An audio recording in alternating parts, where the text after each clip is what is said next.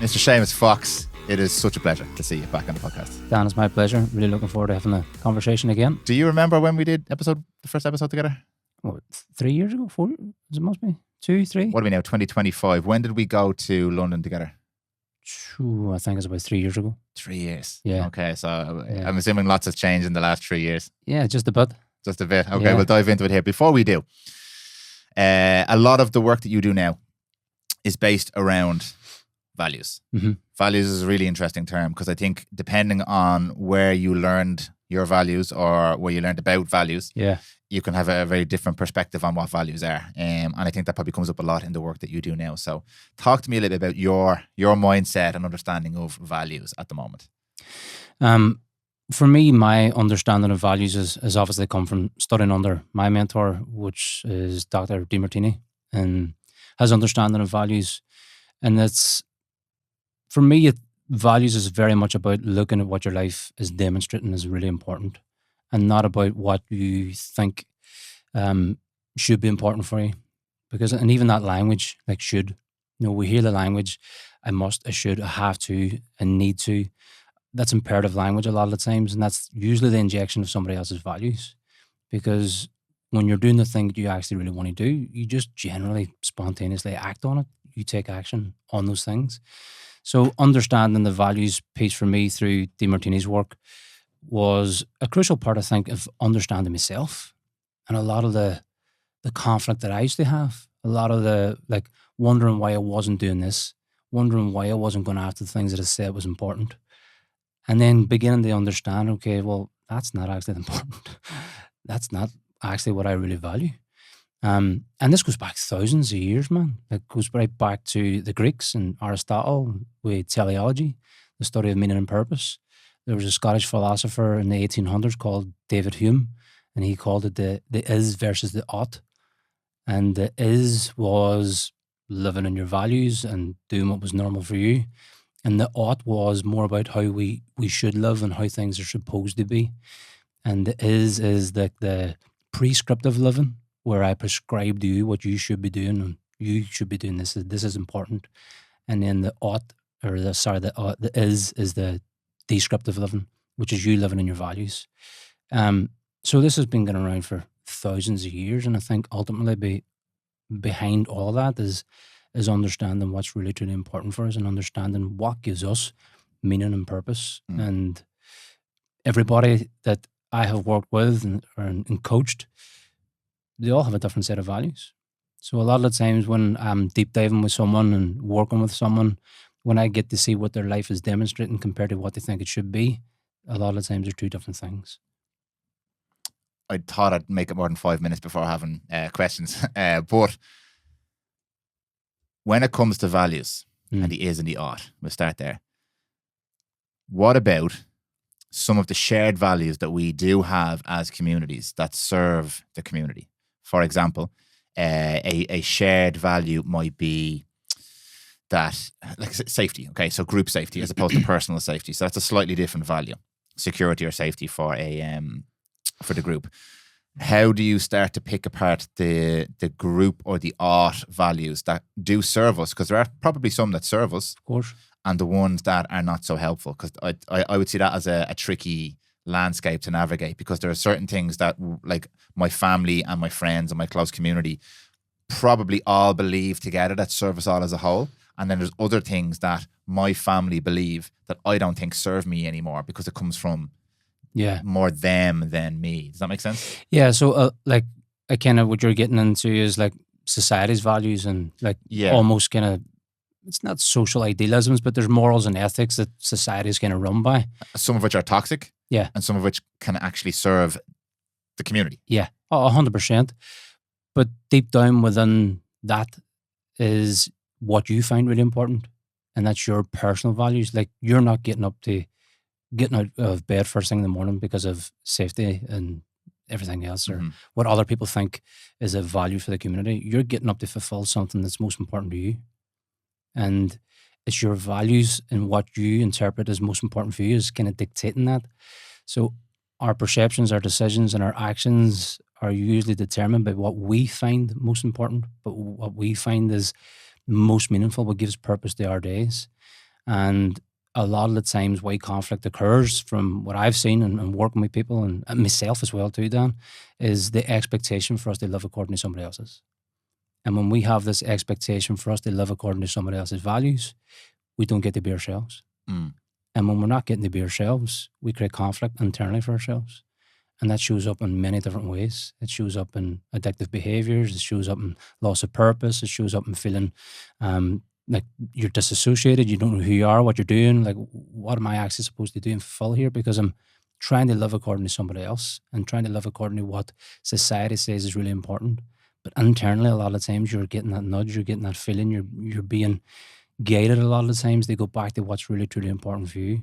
And the values piece, let's say in this instance, is a guiding mechanism to find what that is. Mm. It's an internal look to see what you actually really prioritize, not what society says is important. But I'm asking you questions about what's going on internally.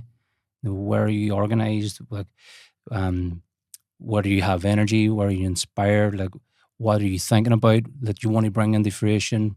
There's a lot of questions that'll get you to look internal to see what your life is currently demonstrating is most important, or where there might be conflict within that values that you're not actually getting to fulfill.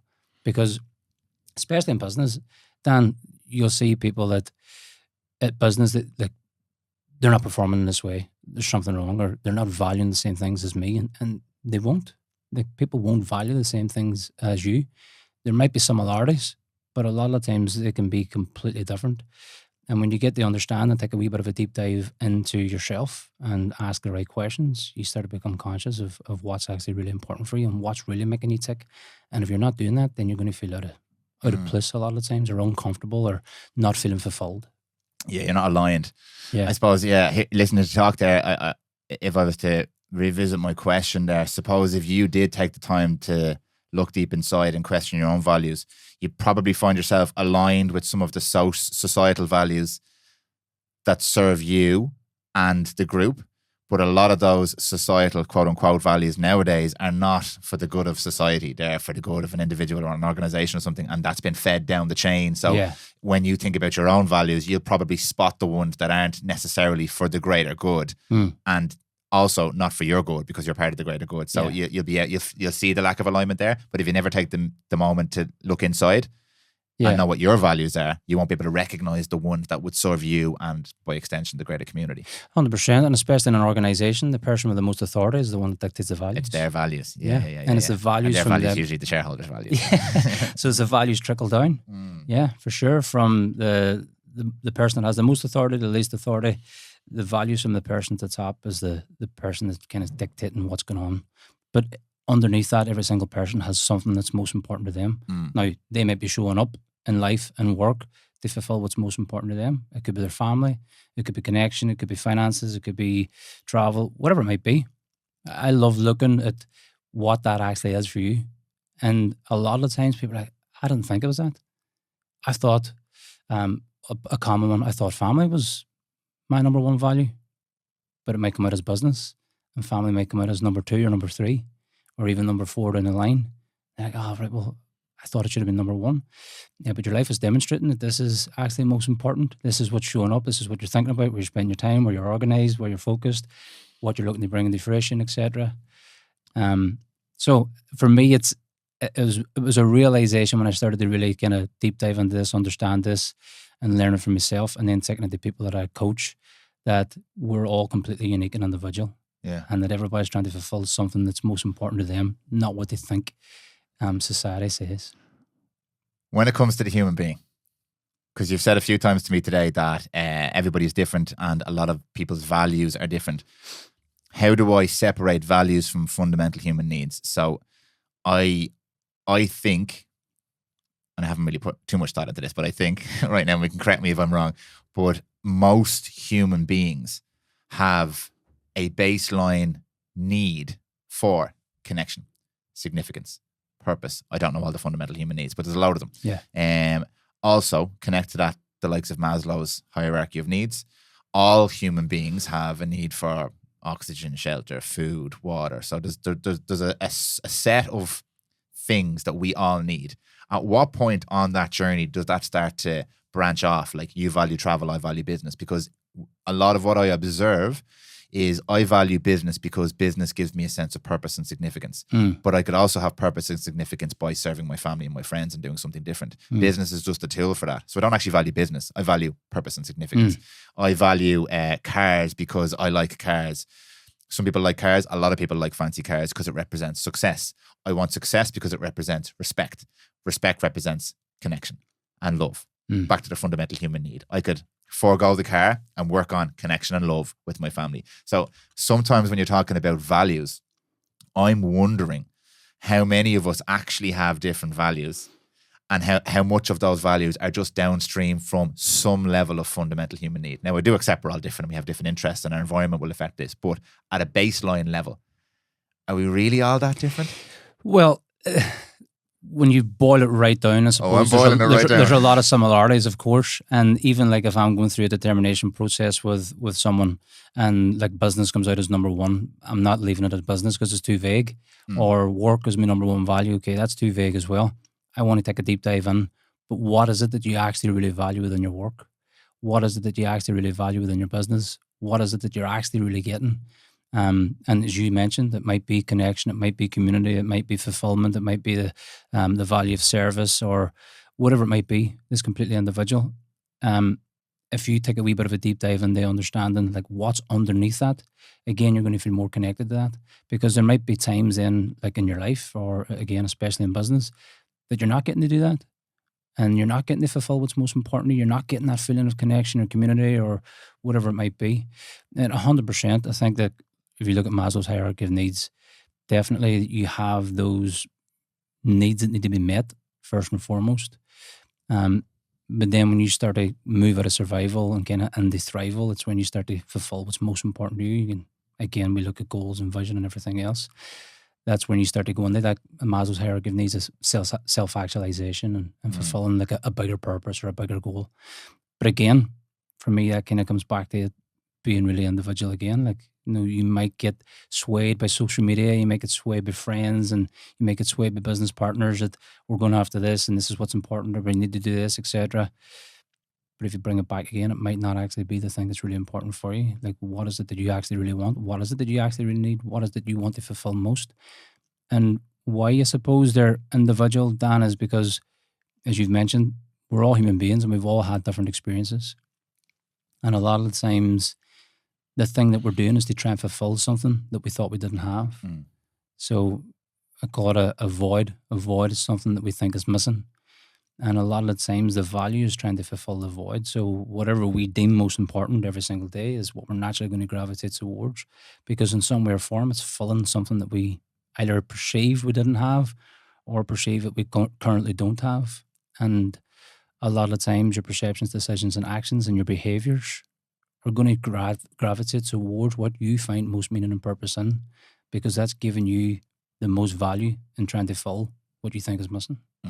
Yeah, I know I'm being nitpicky here, but just to be fully clear, I fully buy into the process. I just want to understand on a deeper level why it works and how it impacts people, because I find in your space specifically, and you can comment on this as well, there's a lot of systems, there's a lot of frameworks, there's a lot of mentorships, there's a lot of these different containers, and it's in some cases, not in all cases, the tool itself can distract people from the purpose of the tool. Yeah. Like, why are we actually doing this? It's not to build your business faster or whatever. Like, that could be a positive outcome from doing this work, but it's to understand yourself more. Yeah. It's to connect deeper with yourself. I heard a conversation recently and they were talking about a lack of purpose, how so many of us try and fill that void. And it's this idea of the void that you mentioned there with the likes of pleasure.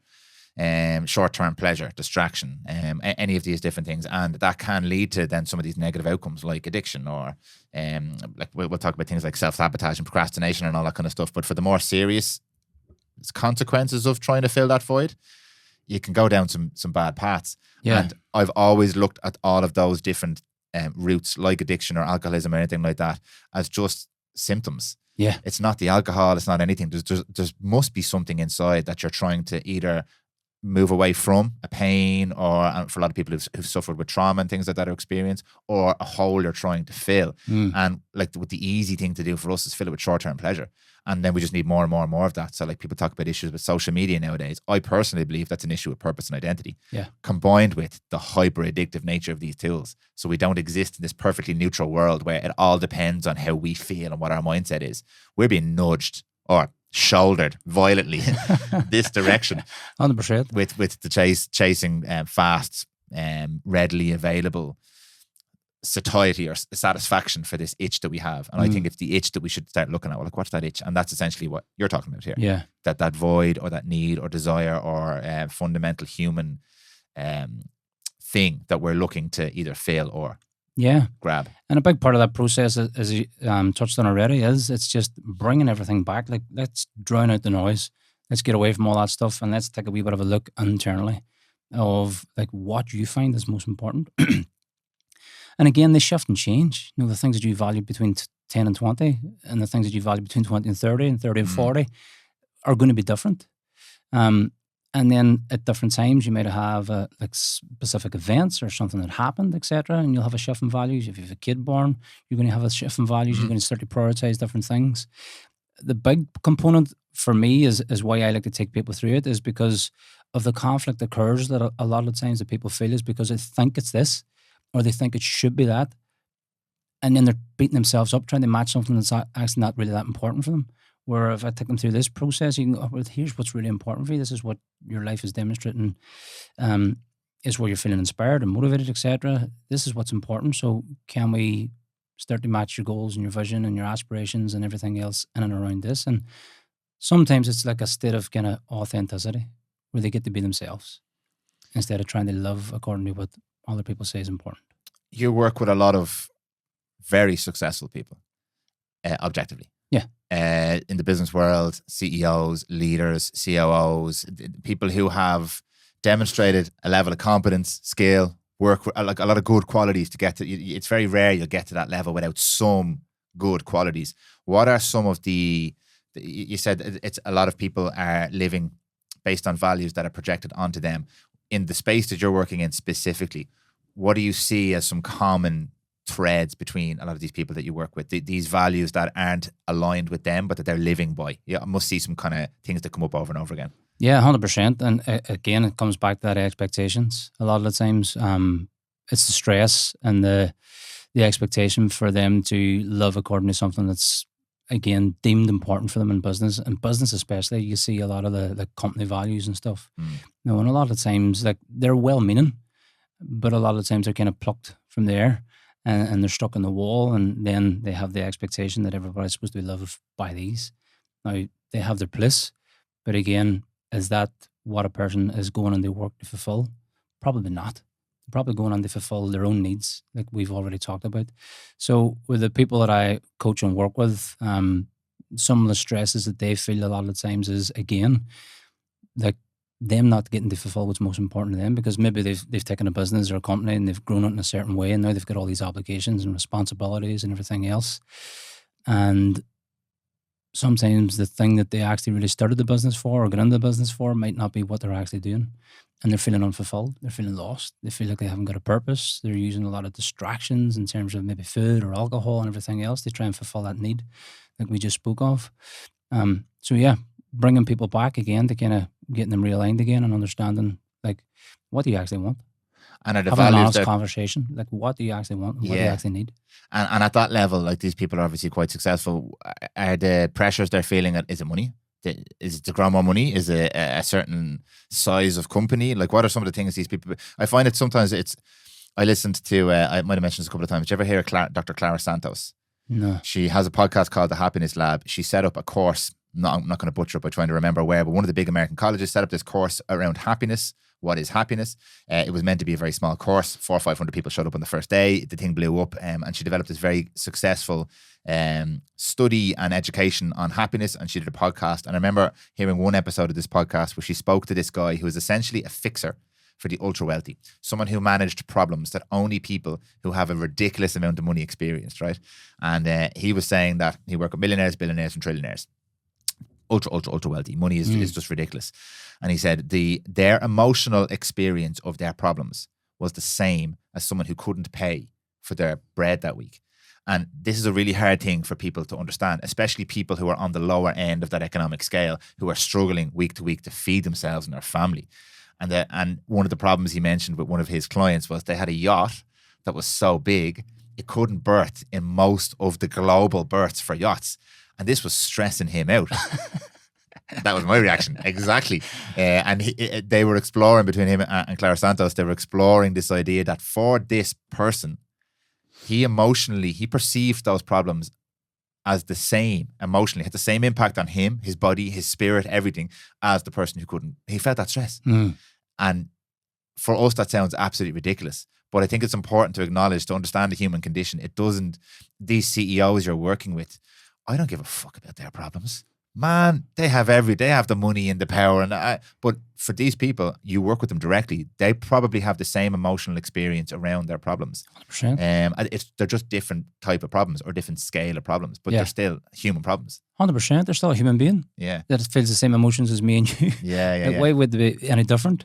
They still have the same challenges, the same fears, the same insecurities, the same judgments of themselves. They still have all the exact same things that every single person feels. As you said, the challenges and the experience of the challenges are probably different, but they still feel the same way about those challenges. Yeah. And I think it's like, for me, like, no matter who I'm working with or coaching, it doesn't matter what they're doing. It's always the human element. That's a person. And that's what's important. Like, if I can help a person in that way discover more about themselves, or help them dissolve some of those judgments that they have of themselves, or help them get realigned again with their values and a purpose and a vision. Maybe they've been feeling unfulfilled in what they're currently doing, but there's an obligation because they've brought that business on to such a level, or they've maybe taken it on from a family member, or whatever it might be. No, for me, it's working with a person and helping them shift and change their perspective, their perception, to get them maybe realigned again, or maybe to help them understand some of the fears and the emotional kind of turmoil that a lot of them go through in order to grow and scale and manage people and big teams and employees, etc. Why I mentioned that particular point of reference was I'm always really aware that, you asked me before who listens to the podcast, and it's like, it's relatively diverse, but most of the people I'm going to assume here they're not on the bottom level of Maslow's hierarchy of needs, so they're not in survival mode. Fully appreciate that. Someone listening to this podcast who literally can't put shoes on their feet, or like they're listening to us going, these fucking clowns talking about self-actualization here, like telling me how to get bread on the table this week. But most of the people we're speaking to here on some level, they're slightly higher than that survival mode, so they are looking for a little bit more purpose around their life and stuff like that. And why I like to reframe this is, just because you're talking about a CEO with this problem, the shareholder, he's under pressure, he's managing staff, understanding those human needs. If you're an employee that works for a company and you're going in 40, 50 hours a week and you're not feeling particularly fulfilled, it's the same kind of approach, really.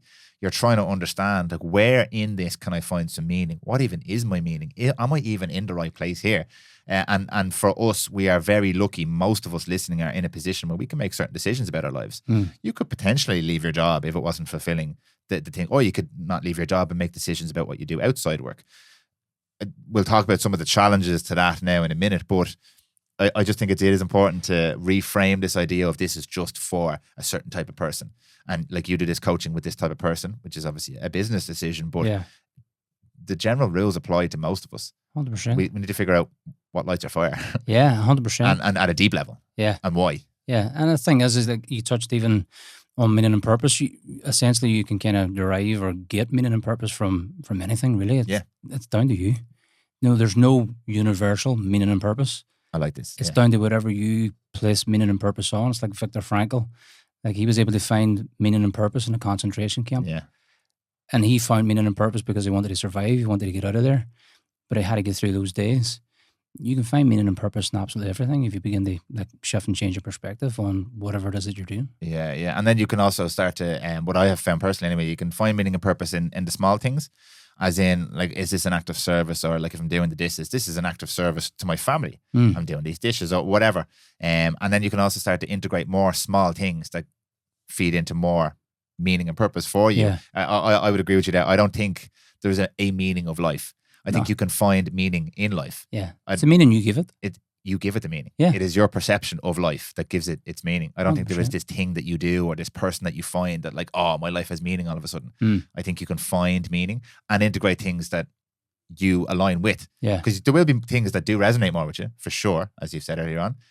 But I don't think it's like, I was made to be a shoemaker. You can do loads of things and find meaning in loads of things. Yeah. And maybe you resonate a lot with making shoes, and that's amazing. But like, I don't personally believe there is a thing for you. No. Or even a person for you. I think relationships are even funny ones as well. Like, I think how you show up in a relationship and how that person shows up and how much meaning and work you're willing to give. I think this is this whole idea behind relationships and potentially even marriage or whatever that connection looks like.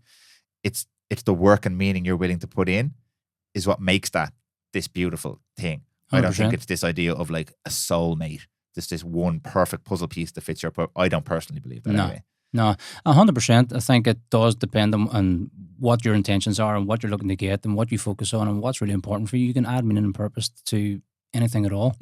100%. Yeah. And hard for someone to hear who maybe is really under the cosh right now. But again, Viktor Frankl, I mean, it's easy for me to say. Yeah. But what an extreme version of that. Like, so maybe that's the other end of the trillionaire yacht guys scale. At both ends of those scales, they have human experience and human problems. You'd probably pick yacht guys experience if you had the choice, to be honest with you. But is the feeling any different? No, I don't think so. From what I hear. What he's going through, all right, of course, it has a lot more abundance there and opportunities and ways to solve different problems. But if you're still being triggered and still going through the same emotions and still going through the same thing by not having somewhere to moor his yacht, the feeling's still the same. Yeah. No, I think having more resources gives you more choice. I have a great amount of choice in my life. I'm very lucky due to the environment where I grew up, who I grew up with. I have a lot of choice and power. Viktor Frankl had almost none, but not none.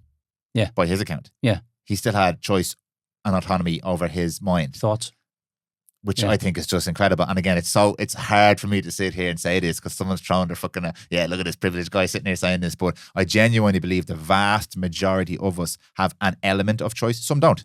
And some are born really sick and have no choice. And some are born in areas, even right now, where they don't have a huge amount of choice. Of course. But Viktor Frankl is just there banging on the door for me going, but still you have a lot of power over your own mind and how you think and how you perceive your world. And he just created this beautiful world for himself in one of the most awful environments possible known to man. And if he can do that, I personally take a lot of power from that, because if he can do that, look at all the fucking opportunity I have.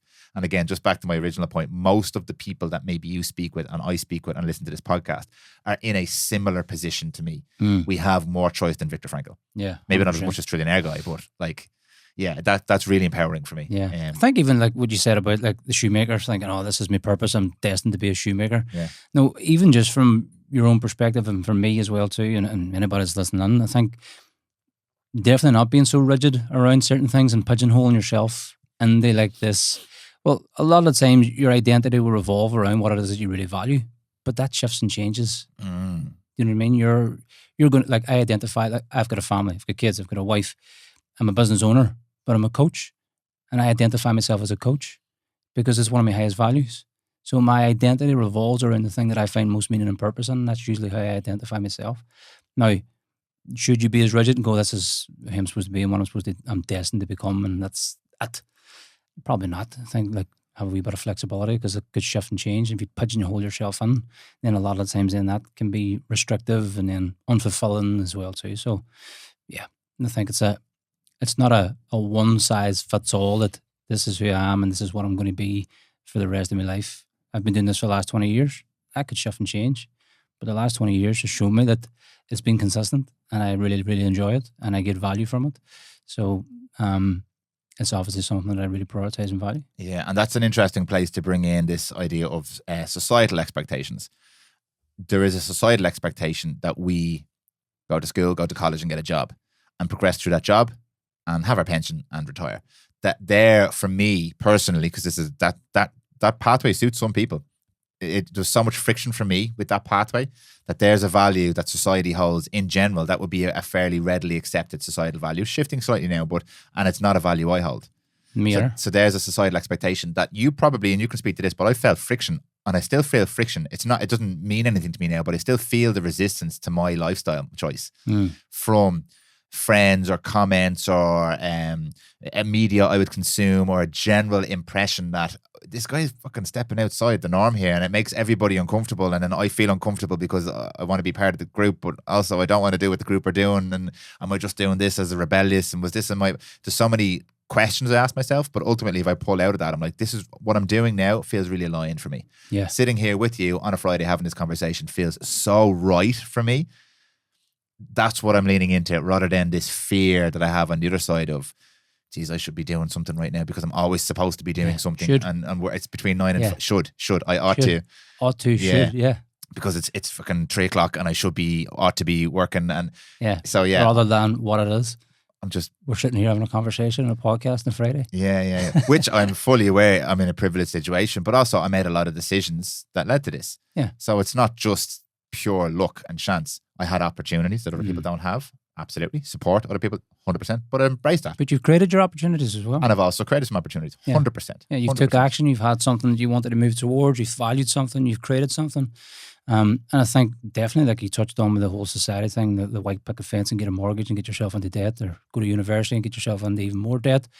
And then not actually do the thing that you're actually really inspired to do because you've been following what your mother and your father said. It was really important. And I think for me, what I really credit my parents for was they just gave me that kind of autonomy to do my own thing. There wasn't, sometimes it was a drawback because I feel like I could have had a wee bit more direction. Yeah. But they just kind of let me do my own thing and find my own way. Yeah, important for me to say that. And like my parents have facilitated so much of what I do now and supported directly so much of what I do now as well. So like very aware of all that. And like I sometimes I really hate when people become apologetic on stuff for like these have been circumstances. There's people who are way better off than me and way worse off than me, and like all of us. But my point from all of this is embracing what feels right. It's just a better way for me to live, whether it works out or doesn't work out. It feels better to me. And I think back to our original conversation, I feel like I'm giving my life some meaning now because I'm making these decisions. Yeah. And yeah, like some people have less choices or whatever, but I feel really aligned because I've made these choices. Because you're living according to what you find most important. Yeah. The thing that you actually really value. Not the expectations of what other people say is important. You're doing the thing that you want to do. Yeah. You're saying like, oh, well, I should be now on a Friday doing X, Y, and Z, but you're not. Yeah. And like, let me be very honest about this. That should stuff comes in on me all the time. Yeah. It's an active process for me to pick through the stuff that I should listen to. Yeah. I should listen to, but I want to listen to it and not. But then when you get those moments, and we all do, we all get that the voice, the internal voice, the negative side, etc. But when you get those moments, I should be doing this, I should be doing that. As I always say to clients, take a step back. Yeah, observe it. Who is in your ear? Who are you comparing yourself to? Like, is there an outside influence? The expectation that I should be doing this, but you're not doing that. And even if you like analyze your habits and your behaviors at that time, I should be doing this, but I'm naturally gravitating towards this. I'm still not doing that thing. I'm doing this. I'm doing the thing that's most important to me at that time.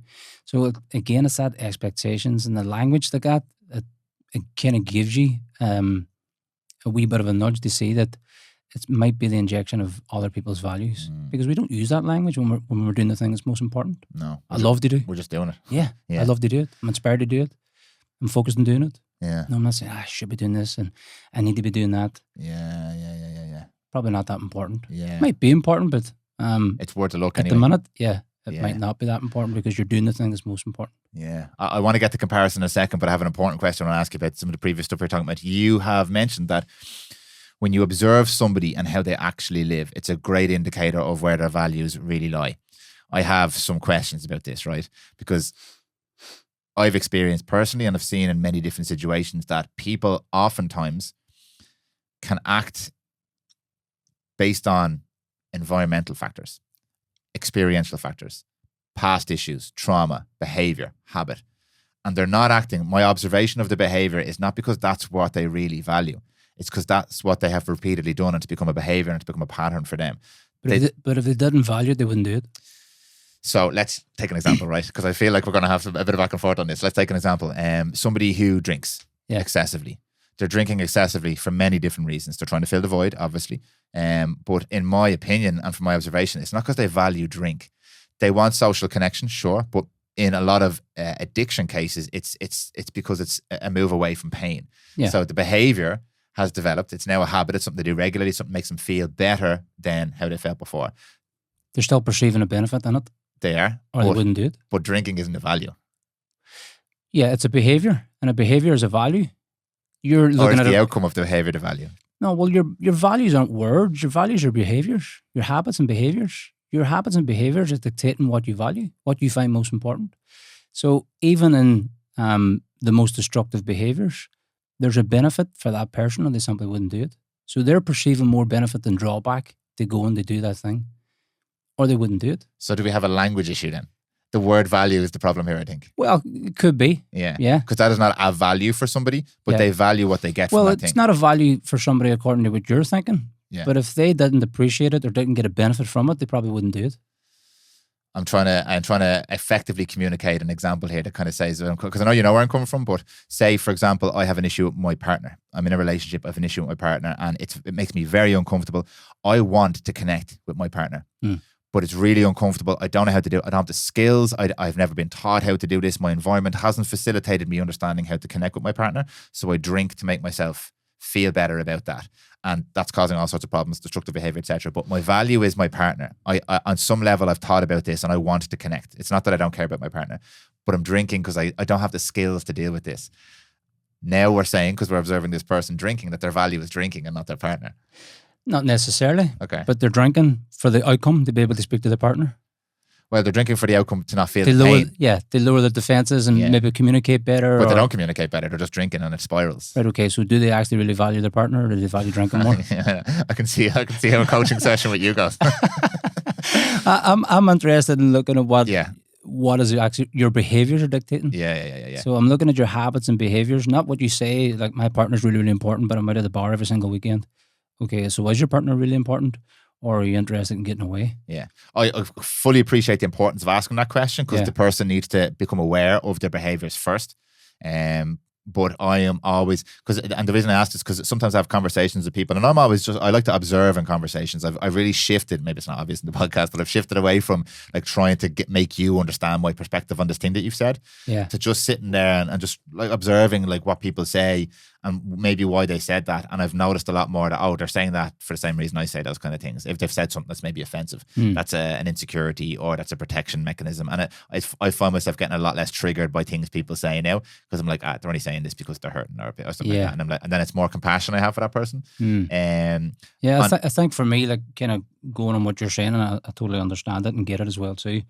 But again, like if I look at that, it's your expectation of what you think that person values and what you think that person finds is important. Well, they obviously don't value alcohol. Well, if they're going and doing it consistently enough, then they value it in some way or form.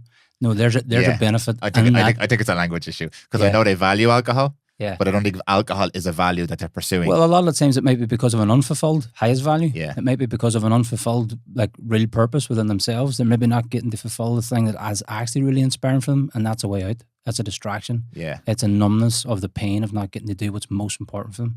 There can be many different reasons, the addictions, of course. But a lot of times it's because of the social thing. They're going to meet people, there's communication, there's connection, they enjoy the feeling that they get from alcohol. There might be a lot of different things. It depends, I suppose, on the nature of it. If it's really, really Yeah. destructive, Yeah. then as we talked about before, like it might be that there's something underneath that they're moving away from, and that's what they're moving towards. But still in their mind, they're perceiving more benefit over drawback in doing that.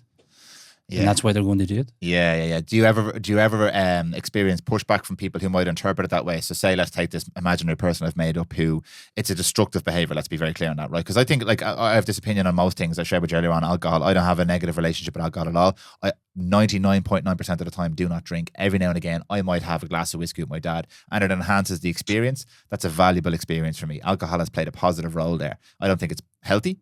That's not what I'm saying, but Yeah. alcohol by itself has had a positive impact. I've seen situations in medicine where steroids have had a positive impact. I've also seen many situations where steroids are a destructive behavior and have a negative impact, and it's usually based in insecurity and all this kind of stuff. Yeah. So everything to me is a context and its intention, what's important. But have you ever experienced when you've maybe expressed to, I don't know, have you ever dealt with this specific situation, but let's use that example of this person is using alcohol in a destructive way, not to connect, but to escape from pain. and you've said, well, obviously you value alcohol more than your partner. Have you ever had somebody, because I know the intention is to get them to really dig down into, well, if you actually value your partner, here's a set of behaviors we could pursue. But has anyone ever turned around to you, oh, of course I don't fucking value alcohol. I need it because I feel shit. Yeah. Have you experienced that? To be honest, it's not really an area that I coach a lot on. It's never really come up that I'm working with addictions or anything let's like say that. then the CEO guy, right? Yeah. You value golf more than your family or whatever it is, but you know they're using golf just as an escape, or well, maybe it's not golf, but something, one of these behaviors, or more work. You value work more than your family. And they say, but I'm working for my family. Yeah. And you might be. Yeah. You might actually be, but I think the conflict occurs of going, oh, my family's number one, but then it comes out as maybe number 3 or number 4 down the line. Okay. Now, business might be number 1 because that's taking up all of your time and your energy, etc. So instead of feeling the guilt, I'll give you a prime example of this. So one of the guys in the group is, again, Australia, runs a fantastic business. And when he went through the determination process, family came out at number 4. And he had this real guilt. And he says, like, I thought it was number 1. And I said, okay. What are you feeling? What's Can the I just problem? ask, sorry to interrupt before you go on, the determination process, is that what they think their values are, or is it how their values are showing up? What their life is demonstrating. Okay, So the part of the determination process, and this is a crucial part that you mentioned, Dan, is only put down what your life is demonstrating, not what you think is important, not what you want it to be, but what your life is currently demonstrating, because that's what you're valuing at that time. And everything that came out, business was number 1. He said, but I want to bring family number 1. I says, okay, you can do that, you can shift that, but why do you feel that you need to do that or want to do that? And he said, because I now feel guilty that family's not number 1. And I said, right, okay, so let's look at it this way. Let's say you bring family number 1 on your values and you start to dedicate yourself towards your family instead. What are the drawbacks to your business? And he's like, well, sooner or later it's going to collapse. I says, okay, so the business begins to collapse. What are the drawbacks to your family if your business collapses?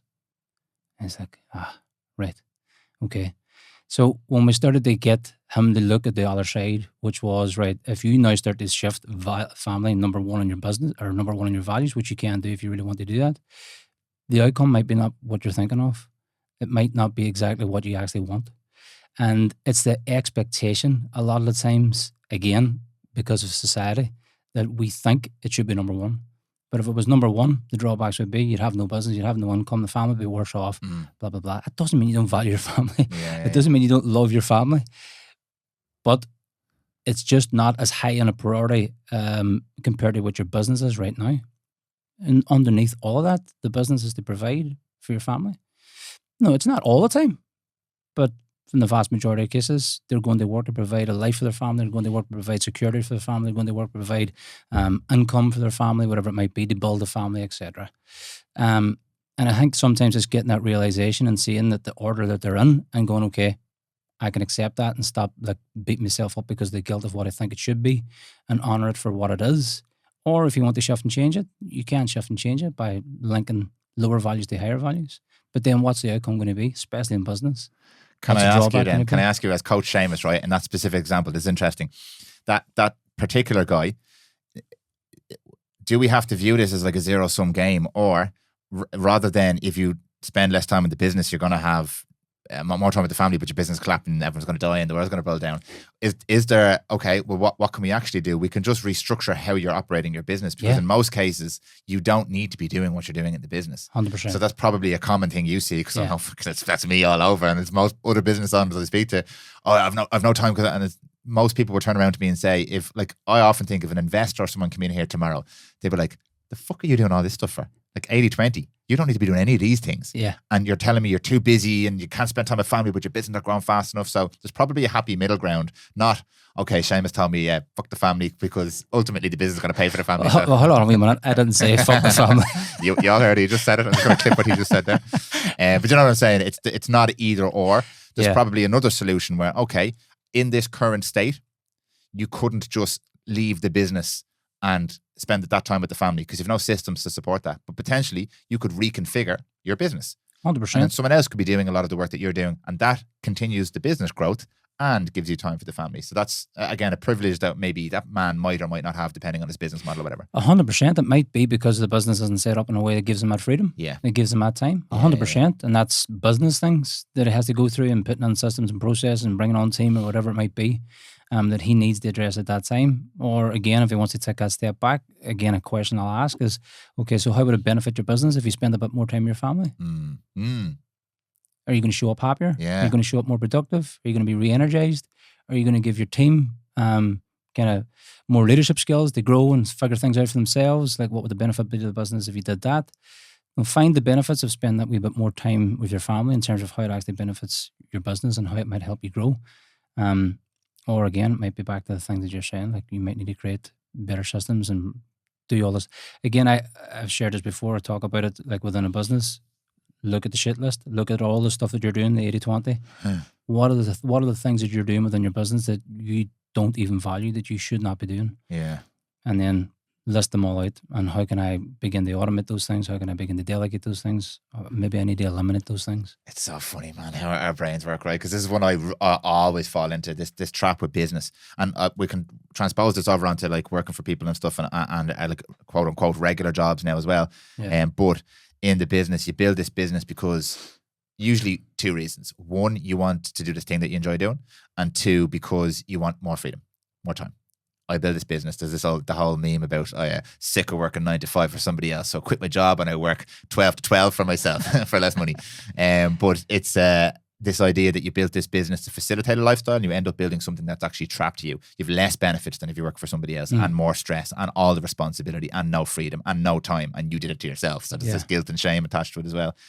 So like that's a trap I constantly find myself. And it's back to your piece about values. I find myself in moments where I'm a bit overwhelmed going, why the fuck am I doing this? And I'm like, why am I actually doing it? Because I don't love business. I enjoy business. Yeah. It's not a value for me. Business is not a value. Connection is a value. So I told you earlier on, I didn't build this as a quote unquote business. I built it to meet people and have conversations, literally like we're doing now. And then I realized you can't just do that. It has to like pay for itself. And then I have to get paid. And like there's a whole thing around this. I don't love business. I don't love invoicing. I don't love that stress.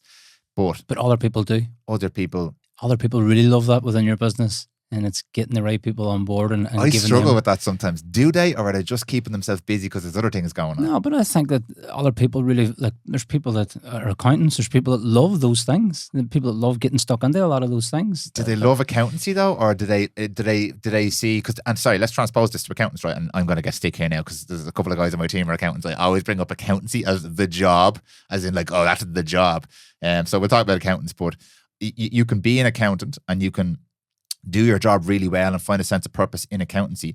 But most accountants I speak to, they don't love accountancy, but they see lots of value in being an accountant. They can contribute to society. It pays relatively well. They can work in interesting companies and there's good career progression depending on what route you go down. So most of those values for me are all around maybe they love financial wealth. Maybe they love building financial resources. Maybe they love investing. There's other things like within the business that 100%. they actually love. Yeah. 100%. But if you take the average accountant working in the average job, I would speak to some of these people, like, and their job is just crunching numbers every day, and there's no real scope for like project work or like getting involved creatively with wealth creation and stuff like that. Which is all I find that stuff interesting, because it's growth and progression, and it's exciting. It's You can see a journey here. Whereas if you're just going in doing spreadsheets and your career progression is fairly linear and every year you get a 10% increase in your wage or whatever, I haven't met someone yet who's like lights up with passion when they tell me about Excel.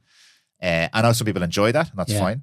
But I'm trying to figure out within that space, if that's your job and it's serving you in other ways because it allows you to get a mortgage and have a house and go on holidays and you value all those things with your family, that's fucking amazing. I'm a big advocate now for like, everyone shouldn't start a business. Everyone shouldn't leave their job. 100%. But if you're not happy in your job, there are things you can do. And it's not all leave your job and go make shoes. Like it's not.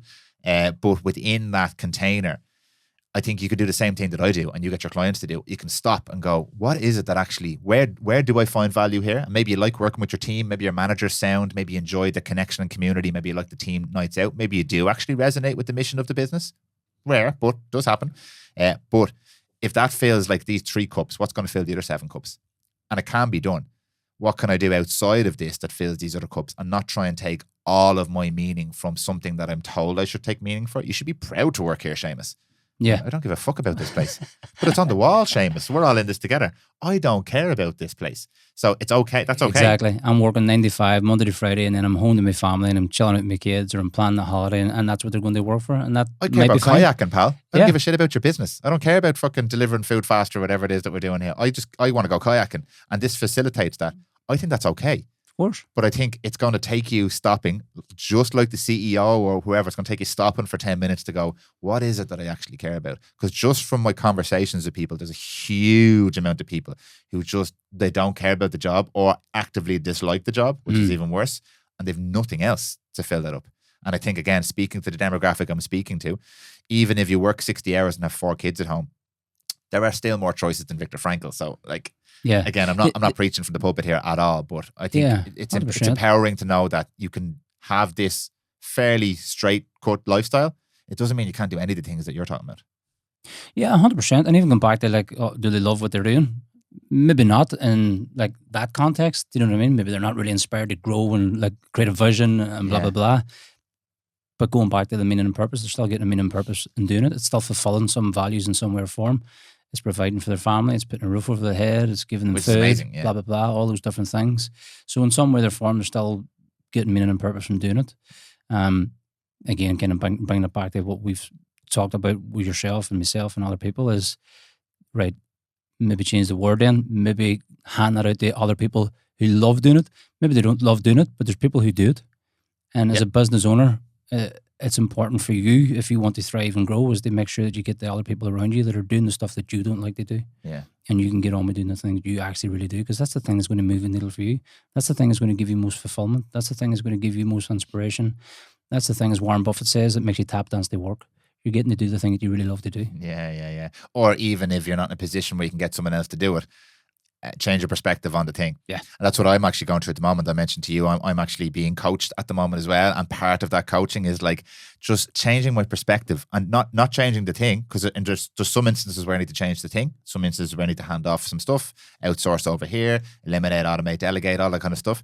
But there's other areas where I'm like, I'm not in a position to do that right now. Yeah. So I need to shift how I look at it.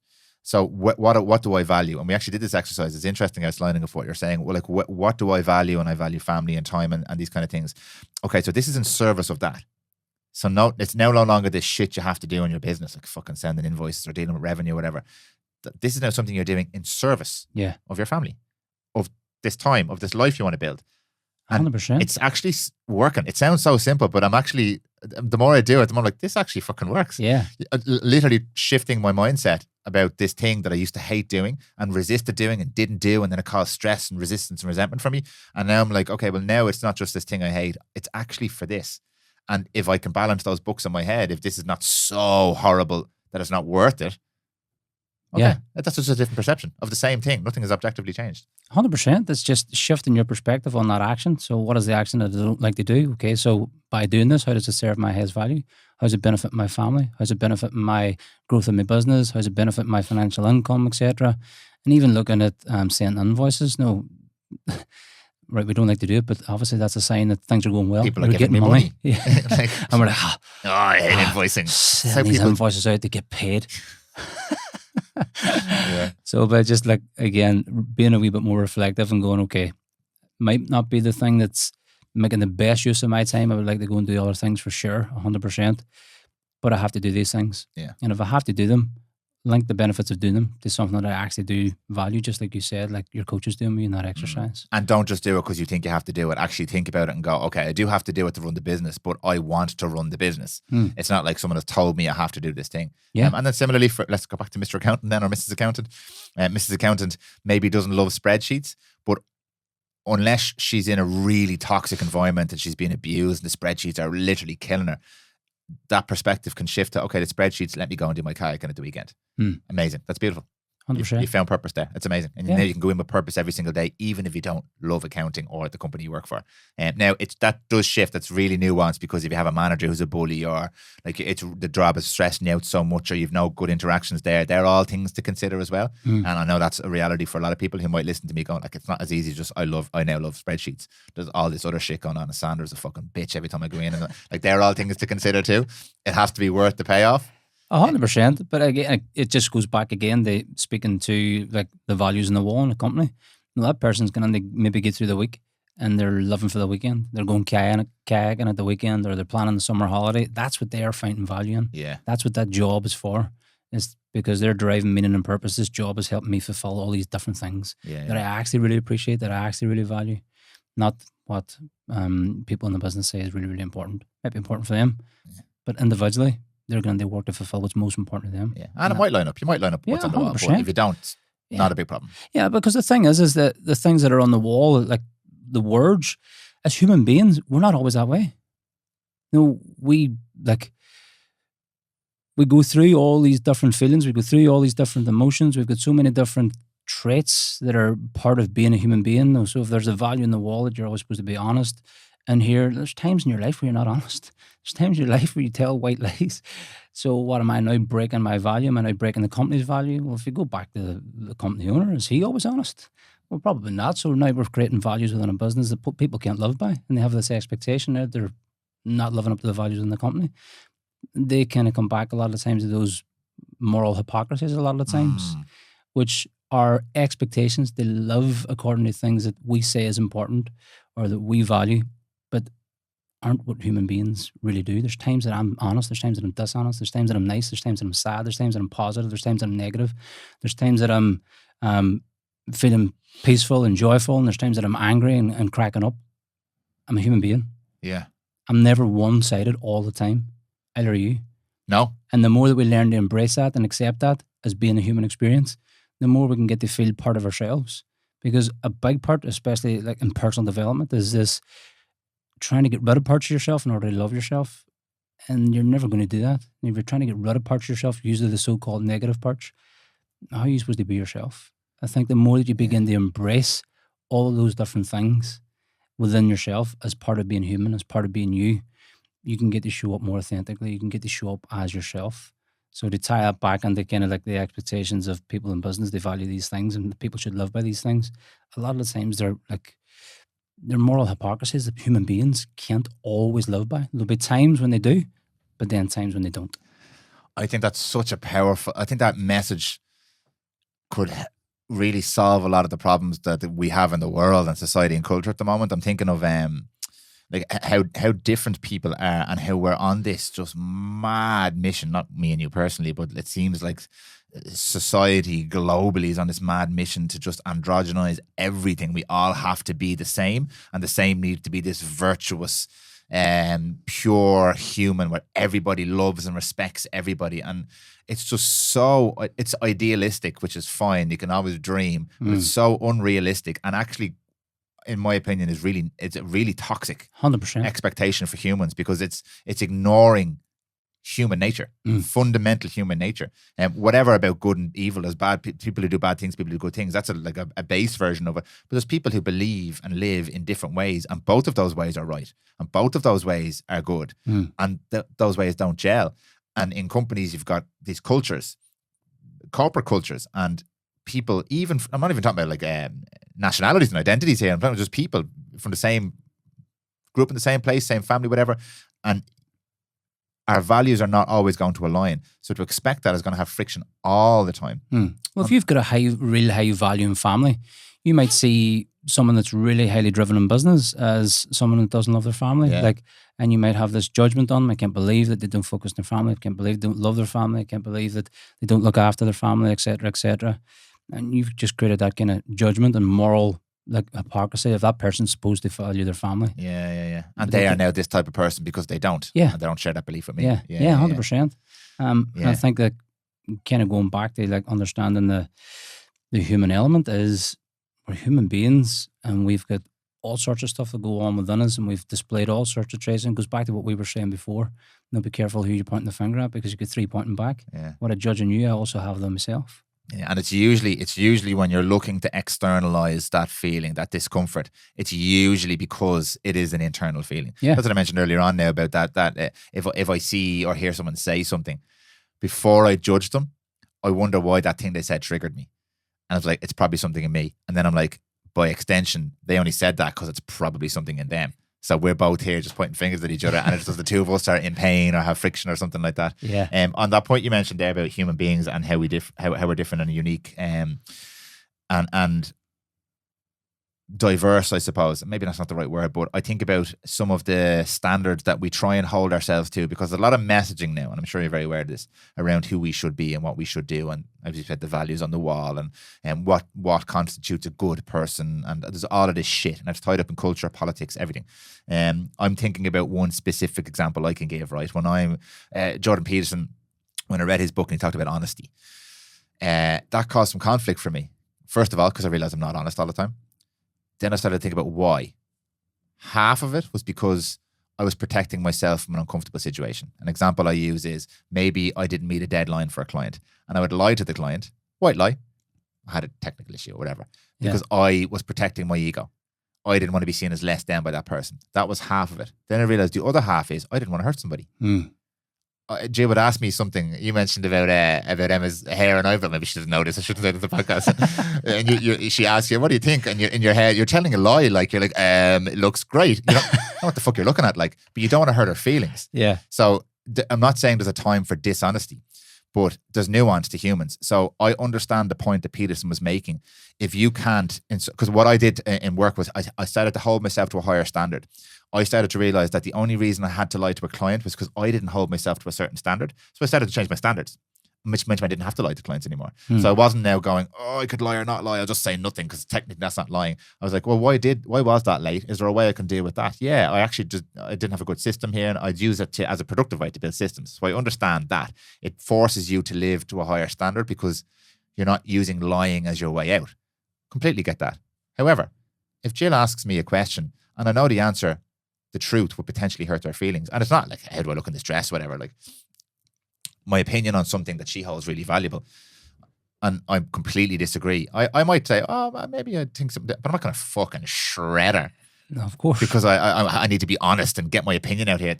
So for me, it's nuanced. I'm not being honest because I'm not telling her what I really think about something. And I'm just using Jill as an example. This doesn't happen that often, by the way. She's going to listen and say, what is it you're not telling me? It's nothing. Just what are you down there talking about? Yeah. My dress and her hair? Exactly. Yeah. She's going to say, no, you said there's something you're not telling me. There's not something I'm not telling her, but it's this idea of in some relationships, you don't want to hurt somebody and the truth actually could be hurtful.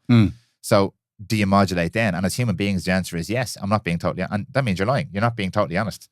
But there's a moral quandary there. Am I morally less because I lied, or morally less because I was honest and hurt her feelings? We don't want to hurt people's feelings. So like, this is just an example for me where it's nuanced. It's I haven't read the book. What's the context of the book? You should always be honest. Is that what he's saying? Yeah, pretty much. It's that's the takeaway from it. And I know the reason is because you then force yourself to hold yourself to a higher standard. And many of us lie because it's easier than actually dealing with an uncomfortable truth about ourselves. So I'm lying to my client because I let myself down. So is this something that he's always loved by or said he's loved by? I don't know. Yeah, I'd love to ask him a question. Like, I'm almost have you sure. always been honest in your life? And to be honest, he probably has an answer to the question I just asked as well. I just haven't gone that deep in it. I'm just using that as an example that had an impact on me. But the same with all these moral values that we think. Sorry, my take-home point is that we think, because we're being told that it is, you should never lie and you should always do this and you should always do this. That's projected on us. And we have this sense of guilt if we can't meet those standards because we are inherently flawed. A lot of the times from institutions who are lying. Who are fucking lying. Yeah, absolutely, yeah. So there's that part of it. And then there's this idea in our heads that, I should be this good person. But deep inside we know, but it depends. Yeah, you're a person. And sometimes, like, you're going to sometimes you're going to be good. Sometimes you're going to be not so good. If you support my values and what I'm doing, I'm generally going to be that wee bit nicer. If you challenge them, I'm probably not going to be as nice. So a lot of the times, if I come along and support you and what you're doing and your podcast and the growth of your business and everything else, you're going to want to bring me closer. He support my values. He can help me kind of go along. But if I'm challenging you all the time, and if I'm challenging your values and challenging your business, no, you're going to want to get away from me. Yeah. You know what I mean? So it depends a lot of the times on, again, kind of bringing that back to that value, again, like human values and understanding what's really important for you. But the expectation of you to be a one-sided human being is what's causing a lot of people so much conflict and emotional turmoil, because I'm supposed to be always happy and never sad. I'm supposed to be always positive and never negative. Yeah. Well, I'd love to see a person that's always positive. I'd love to see a person that's always happy. I haven't come across any. Yeah. I know for a fact that that's not me. And all the people that I speak with and coach, it's not them either. And the more that they kind of embrace that sometimes I'm in between both and understand that that's part of being a human being and stop beating themselves up for it or stop trying to be this one-sided person, they can get to be themselves. And a lot of times, if you're going out trying to be that person, that's not you. That's not the authentic version of you. The authentic version of you is both sides. You're positive and negative, happy and sad. That's who you are. Doesn't mean that you're always going to be kind of emotionally like volatile and all those different emotions. But as a human being, you're going to experience all those things. And the expectation for you to not to experience those things and then start to beat yourself up because of that is what a lot of times is causing a lot of people so much internal turmoil. I think what you said there is also a great point because like everything, it depends. There's a spectrum to this. You also can't just show up as, this is who I am and you must accept me because we're communal animals. And I think a lot of this has happened recently where it's like, this is who I am and these are my emotions and it's written on my face and you need to accept this and everyone else needs to accept this. There's societal, like I said earlier on, there are some good societal expectations. So, for example, that not me talking about Jill's lying to jail or anything like that, having a friend who you don't want to hurt their feelings. You can't just show up when you're in a good mood and show up in your bad mood and expect them to deal with your emotions. There is a level where you should understand, okay, I'm feeling like this and I'm not guilty about that. But I can also show up in a certain way for this person. And when we all do that, we can be ourselves and express ourselves, but it's not just this, as you said, raw, unbridled emotion all the time. There is, I think, a healthy expectation in order for us to interface with each other. We just have to be aware of how we're showing up and like how much emotion am I dumping on this person. But that is a trend I've seen specifically over the last 5 or 6 years where it's you must accept everything about me and I'm not even accepting this, but I'm expressing it and you must accept this and it's anger and it's emotion and it's all this kind of stuff. Can I give you a real example on that then? There's a client I was coaching a few years back, a business owner, and we had a conversation and there was a bit of kickback on the conversation. But because I think I had a nerve and he came back and said, you had a nerve. And he had this expectation that he was supposed to show up in his business and his company as this happy, positive, go-lucky person. And that's how everybody viewed him. Everybody viewed him as this happy, positive person, blah, blah, blah, always nice, never mean. And I said, okay. I said, so where does the other side get expressed? And whatever you're suppressing in one way, it's going to be expressed in another way. And he said, what do you mean? I says, because you're not always this happy, positive person. So where does the other side come out? And it had a trigger. And he was open and honest about it. And he said the other side started to come out when he went home. So he was just starting to express the other part of himself that he was suppressing in work, the anger and the frustrations and everything else. And the reason it had a nerve is because he seen that he was trying to be this one-sided person in work, and then the other side was coming out when he went back home. He was angry over the kids. He was flying off the handle. He was frustrated. He was like snappy, etc. And it was a realization for him. Because if we have an expectation to just be one-sided, the other side has to come out some way or form. You know what I mean? It's going to come out in other areas in our life because that's not who you are as a human being. You're both-sided. Now, again, to your point, it doesn't mean that you go on and just go, as I was saying, this is how I'm feeling. He doesn't go into work now and say, well, Seamus told me I need to fucking show up here. 100%. But it might be that I voice an opinion. Yeah. It might be that I say what I'm thinking. Set a stronger boundary. It might be, that I'm disagreeing with what you say instead of agreeing because I want to be liked and accepted as being this positive, happy-go-lucky person. Now I'm maybe going to go against the grain and actually tell you what I'm thinking. Doesn't have to be so destructive, etc., or saying things that's out of order.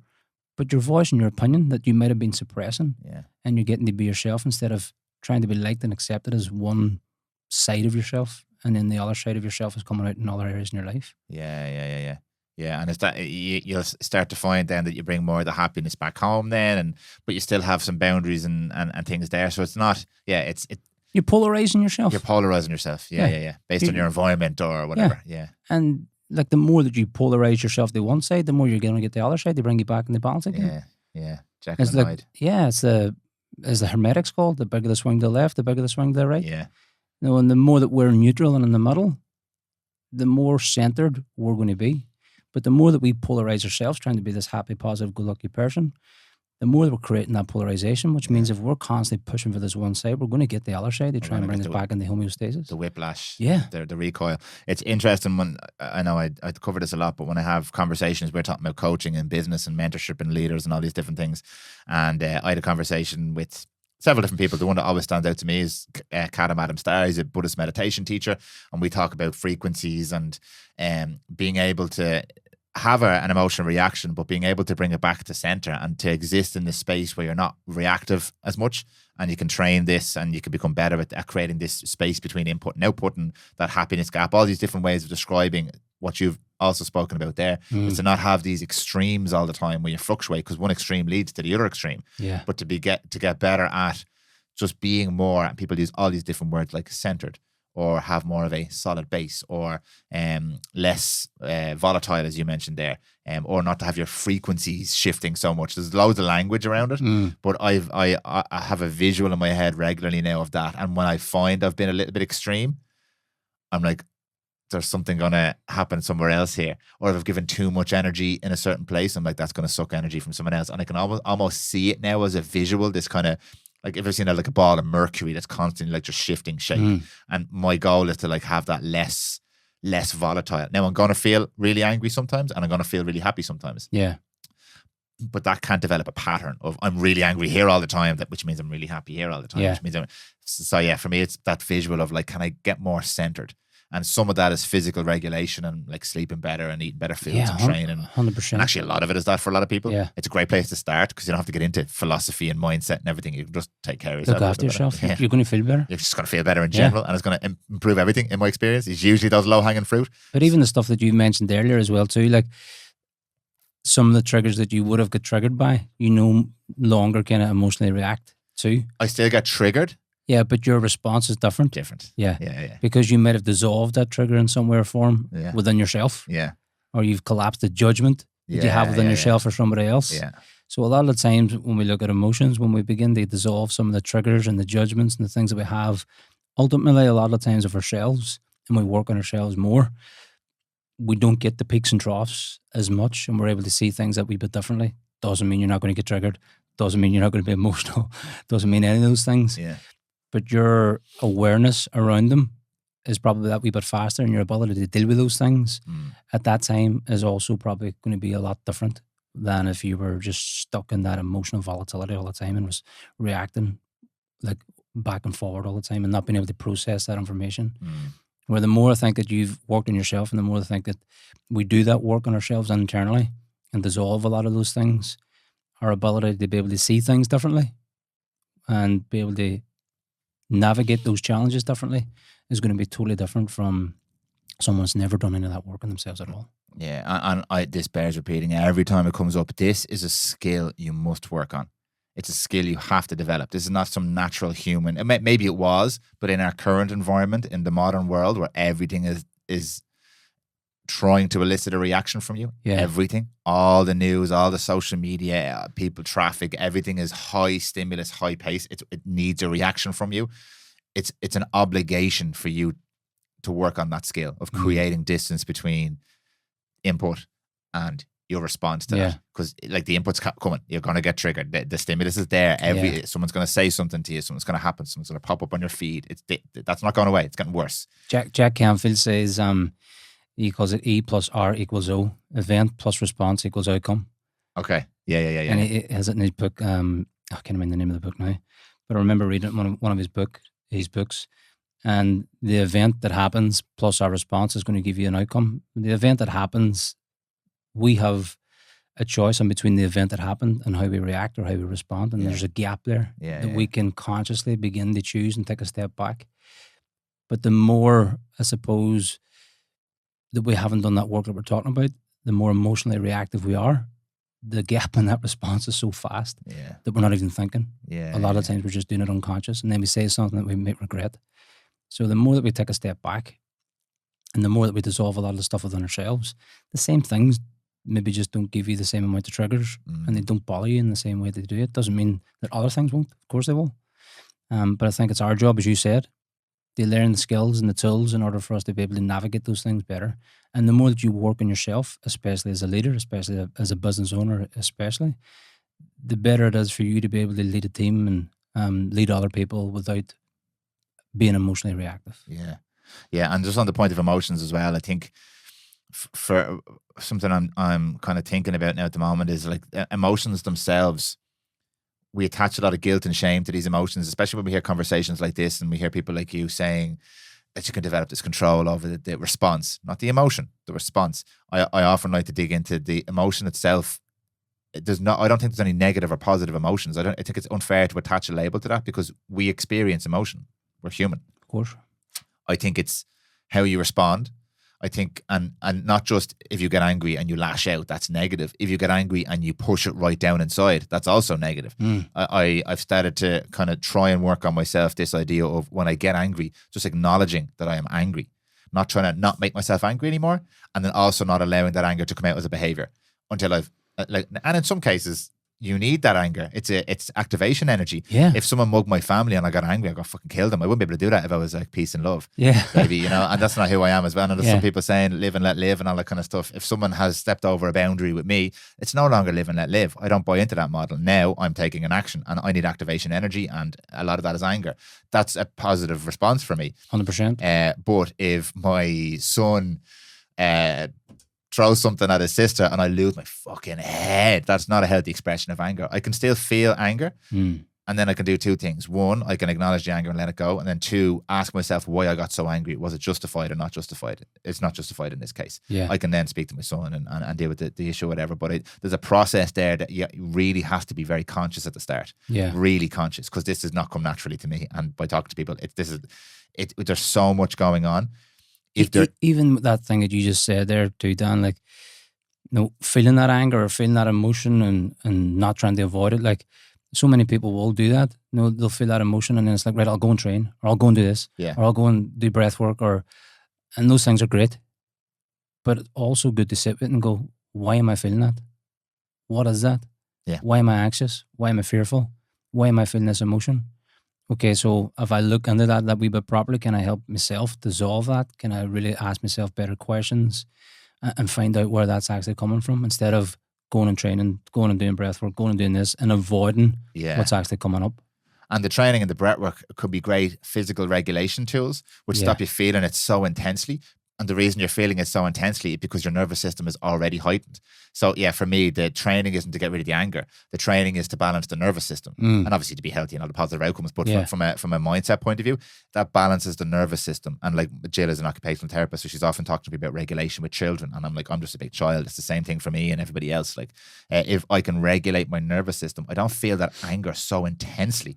Something might make me angry, but I can. It's so easy for me when I'm regulated to go, that irked me a little bit, but not a big deal. Yeah. Feel that emotion, pass it on, and great. Yeah. But most times, if I'm not regulated, stressed, tired, underslept, that anger is just magnified by a million. So yeah, the training and the breath work should be done as like regular maintenance, not as a break glass in case of emergency. I'm so angry, I need to get this fucking out by hitting the bag. It's like anxiety. Like, people talk about anxiety, and I've talked about this loads of times and shared like videos and stuff on it. Anxiety is not a bad thing. It's a good thing. Because it's showing you something that needs to be addressed. It's showing you something in your life that has to be looked into, like you're out of balance in some way or form. Now, you can go and do breath work and cold water therapy and all those different things, and they're great. They really are. But that doesn't take away there's something that's going on in your mind that's causing the anxiety. There's something that you have to actually address, like whatever that fear might be, or the expectation, or whatever the judgment might be. So the most important thing, I think, in those times, a lot of times, is to address the thing that you think is giving you the anxiety. And then you can use all those different things, as you said, as ways to like regulate ourselves 100%. But if we haven't addressed the thing that's actually causing the anxiety, then those things are just they're only going to stave it off for a period of time, and then that thing's going to come back again. So not avoiding it is not avoiding those emotions, looking into those emotions, sitting with those emotions, asking ourselves better questions, and trying to resolve some of those things can definitely have a more profound outcome than just maybe avoiding it and going changing our energy for a period of time. Yeah, it's so funny because like so many people have heard these conversations in so many different ways, so many times, but it just bears repeating over and over and over again. That anxiety piece is so important because most people, I'd say listening right now, would claim they suffer with anxiety. And I always make the point, well, of course, we're getting all these triggers. Like I mentioned them all 5 minutes ago. Every day there's shit being fired at you at 100 miles an hour from 100 different sources. How are you not going to be anxious? Our job is to recognize that. And number one, try and remove all the unnecessary triggers. Some are just going to happen anyway. They're just they're part of life. And that anxious response is a normal response to let you know this is a stressful situation. Got to do something, got to react here. It's when it's chronic and overwhelming that it becomes a major problem. And not just a problem, probably the number one health concern now. Probably the number one health concern is this hyper engaged nervous system for a long period of time. I spoke to a cardiologist the other day. It was one of the first times I've heard a practicing consulting cardiologist talk about stress and anxiety as a direct contributing factor to poor heart health, heart attacks and stroke. Direct contributing factor, probably the biggest in his opinion. This conversation is real right now because you have a heightened nervous system. Your immune system is shot when it's chronic, but the anxiety isn't the problem. The anxiety is that symptom, and when it's prolonged and like anything, when it's prolonged and abused or over-experienced, it's causing health issues. Yeah, the anxiety is in that case a good thing because it's getting you to wake up and go, what do I need to resolve here? Got to do something. Yeah, you got to move. What do I need to change? Yeah, but if you weren't getting that. Yeah, and like even people who don't think they're anxious, is that how you feel every day? Got to do something. Got to move. Can't sit still. Got to do. That's anxiety. Yeah, it's your brain saying there's something wrong. Move. Whereas to the point earlier on about regulation, I find that if you're able to, even without figuring out the problem first, regulate yourself. Don't use it as a treatment for anxiety. Learn skills that help you bring your immune system down. And then when you're in that state where you feel like you have a little bit more control and then you're noticing those triggers, then you can start to say, what are those triggers? I don't expect anybody in the depths of fucking madness right now to go, okay, I'm going to figure out what's going on with me. I'm just going to write it down in the journal. Because like sometimes this is a problem I always found with journaling. I journal when I'm fucking in the chaos, in the middle of them, like, oh, this just making me more anxious because now I can, this is all mad. Yeah. My route to fruit has always been, okay, you are fucking out of control here, pal. Focus on some basics today. Go for a walk, drink some water and go to sleep. Not even any of the fancy techniques, not breath work like that. Just do that for a couple of days. And after a couple of days, I'm like, whoa, okay. Yeah. I can fucking see the world in through different eyes here. And that lets me start. Then my journaling is a bit more effective. Then I can engage in the therapy or the coaching or the breath work. I can engage now because I'm like, oh, okay. But it's when you're trying to use it as a solution. And I find a lot of people turn to these things when they're at their end. Breath work didn't work for me. Journaling didn't work for me. Connection to talking therapy didn't work for me. Very, very common. Because you're at red alert here. Yeah. You can't engage. Yeah. Your brains and everything's a threat. Yeah. Everything's a fucking threat. The 100%. Breath work is a threat. Yeah. Why isn't it working? Yeah. Especially like different types of breath work. For sure. You get to Wim Hof when you're fucking. You're even worse. You're 1,000 times worse. Yeah. So like, I think it's so important to understand that central piece with children as well. This is Jill's area of expertise. Like she can see it all the time. The amount of diagnoses just being hurled at kids when they're all dysregulated. A lot of them aren't eating properly, not sleeping properly. They're overstimulated. The parents are overstimulated. They're in these crazy stressed environments. They're being shoved into schools when they're just not able to sit and engage. And then they've all the letters in the world. And then there's medication and interventions and treatments and stresses. And obviously, if you step back for 5 minutes and you look at them, you go, wait, maybe it just needs to be a bit more calm and peace in these kids' lives. 100%. My daughter's doing her leaving exams now. And she was going to do her exam yesterday. And she was going to maths. She's been with a tutor for 6 months. It's not a strong point. And look, I could see over the last couple of weeks her getting kind of stressed about it and worried about it and anxious about it and blah, blah, blah, and having a conversation with her. And then yesterday before she went on to school, it was the exact same. I says, look, I know that this is important for you, that you want to go on and get the best result that you can, but this exam, the maths exam, doesn't define who you are, and it's not going to define who you want to become. You do that. So sometimes it is taking that step back and taking that broader look and going, this isn't all that important, as much as it might seem to you to be that important right now. But on the grand scheme of things, it's not that important. You know what I mean? And sometimes it's taking that step back, because sometimes we do maybe unconsciously put that pressure on our kids, with the expectations for them to get like specific results or to do these different things. And having to remember that they're a kid. They're 14 or 15 or 16. They're just a child that's just beginning to develop, and now they've got all these pressures, and especially through social media, they've now got the pressure and expectations for them to match up to their friends and with the results that they're getting, blah, blah, blah. And they've got all this stuff that's going on within them. And as I always say to her, look, go and do your best. Just do your best in it, but it's not going to define who you are. Yeah. It's not going to define the path that you want to take. It's not going to define the outcome that you want in your life. It's just this tiny, tiny, tiny, tiny blip on the road to you doing what it is that's actually really important for you. Mm. And I think allowing people to take that step back, especially kids, especially at this time of year with exams, is so important. And I think to add to that, I fully agree with that. To add to that as well, like a lot of our children, as we do, but a lot of our children especially will feed off the energy that we're projecting. So we can say that to our child, but if we're absolutely up the walls constantly all the time, stressed out of our minds, not regulating, they learn a lot of those skills, how to self-soothe and regulate from us. And then this idea of co-regulation as well. So again, not an expert in this, but just sharing information I would have heard from the likes of Jill, Potter, Danaher around how much our shit can overflow onto those closest to us.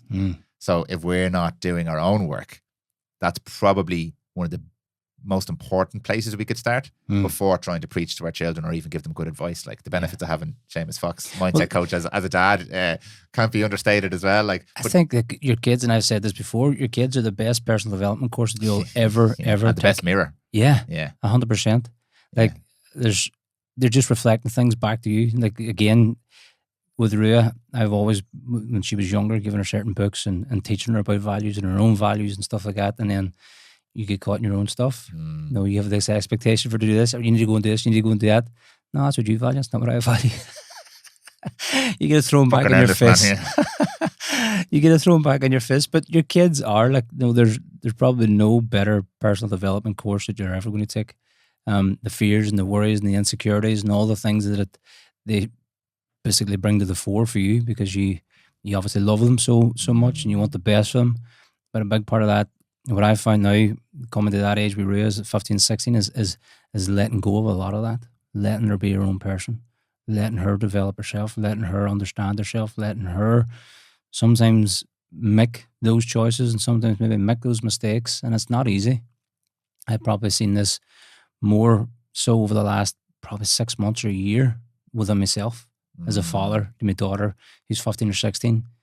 Now she's like kind of getting ready for the big bad world. She's going to be going out to work. She's going to be doing all those things. And there's been a lot of stuff that I've been kind of looking at within myself and trying to address and trying to let go of. And it's been challenging, 100%. I can say it's been challenging. It's a nice frame. It's one I've become aware of in the last few years, specifically since becoming a father and starting this business. They are the best teachers I've ever had.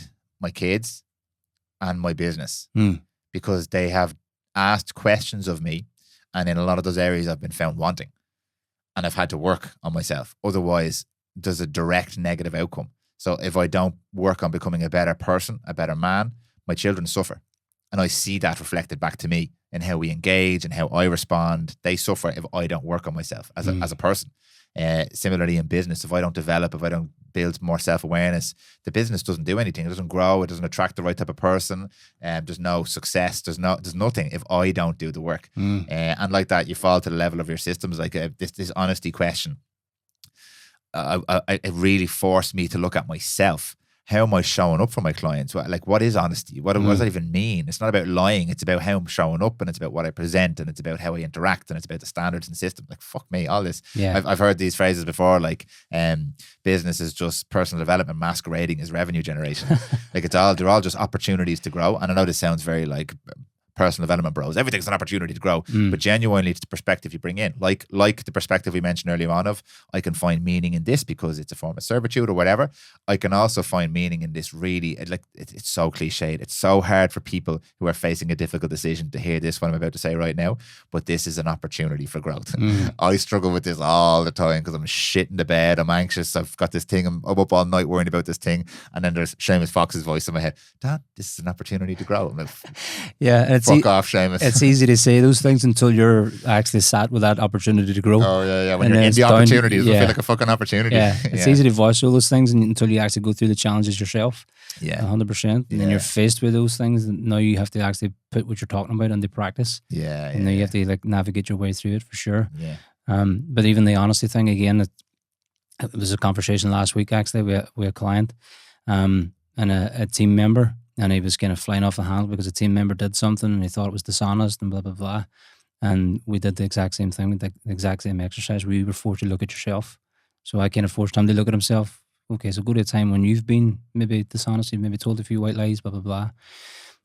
And when he was able to fair play him, he was able to look at that himself and kind of minimize that judgment that they now had in that team member. He brought himself back in the regulation, brought himself back into balance again. So he was less judgmental, less emotionally reactive to what was going on. And he could see the thing that he was judging on somebody else, he also done within himself. So the conversation that I had with that person then was completely different, and the outcome was completely different, because he was no longer judging him because of an expectation for him to do something that he thinks is something that he should be doing all the time, and seeing that the thing that he was judging in that other person, he also did. And he's done it many times, and we've all done it many times when we look at it.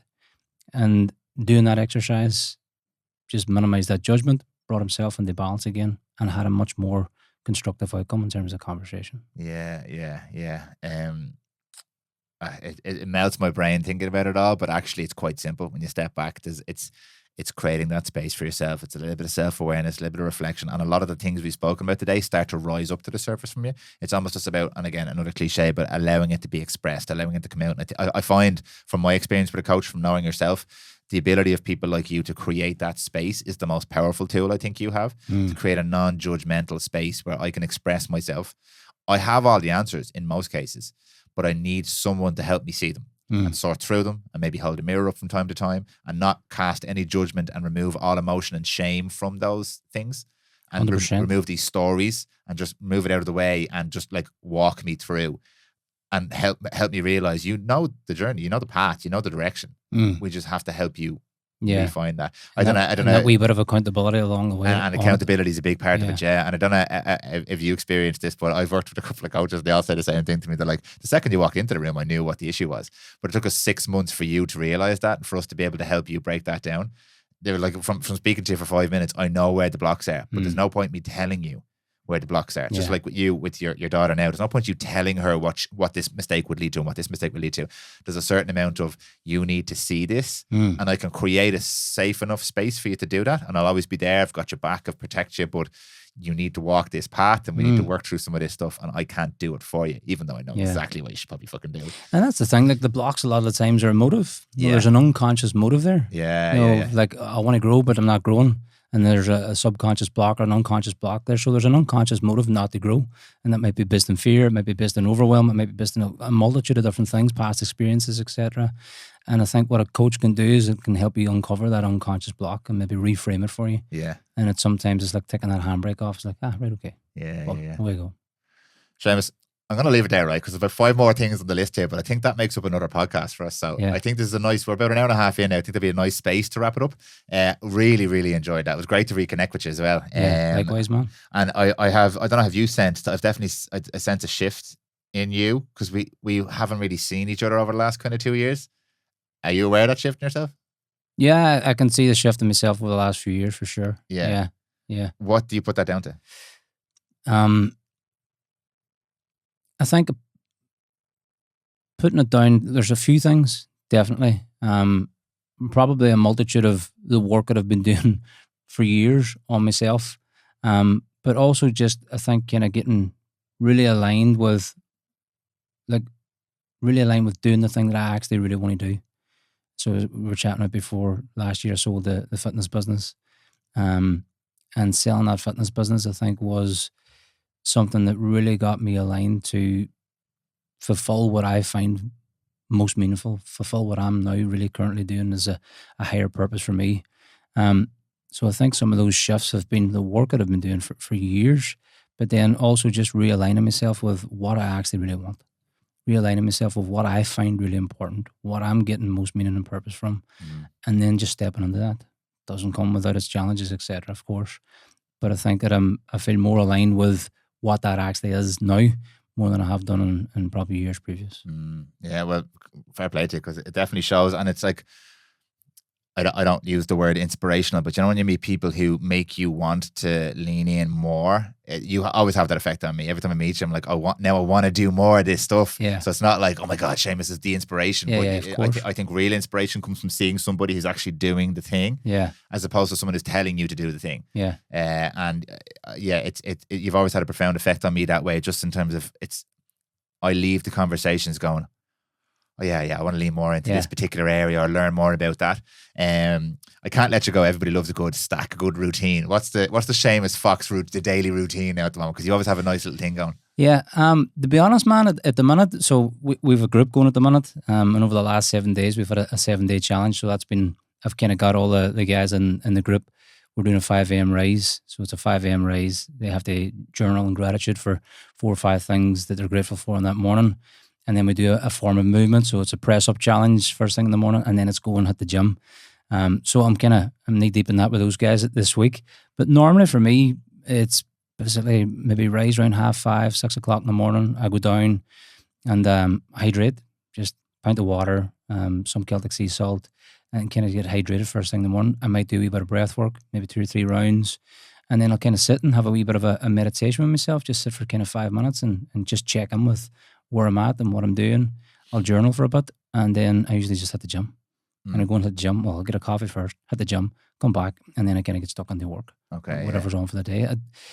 I used to be kind of rigid in it. I'm not now as much. And I used to be like, I have to get up at 5, and if I don't get up at 5, then I'm not performing, blah, blah, blah. I've let go of all that as well. There's kind of a counterculture to that now as well, because I think everybody, I was being a bit facetious there with the morning routine thing, but like everybody loves, like, tell me the thing to do. And there's not a thing to do, but you find a groove that helps you show up best in the day, I found. And a lot of times for me, like I love training and all that kind of stuff. My morning part now is very simple, but it is all about, like, I know alarm clocks and stuff, but it's about trying to find a way to wake up that you're not immediately under the fucking cosh. Yeah. That the fire isn't to your feet straight away. And Yeah. for me, that just meant waking up a bit earlier. And that was literally it. The biggest change I made was waking up. So I'd be similar enough, maybe 5:45, 6 o'clock, I wake up. And I just find it just gives me enough space before everyone else starts to wake up to just take 5 minutes. It's not that I want time for myself away from my family, but it just allows me to orientate myself a little bit. And some days I'll go out and do a bit of movement in the garden, a few press-ups and stuff like that. And some days I'm like, I'm actually cool here. Yeah. Drink a bit of water, and some days I like to work and some days I don't like to work. So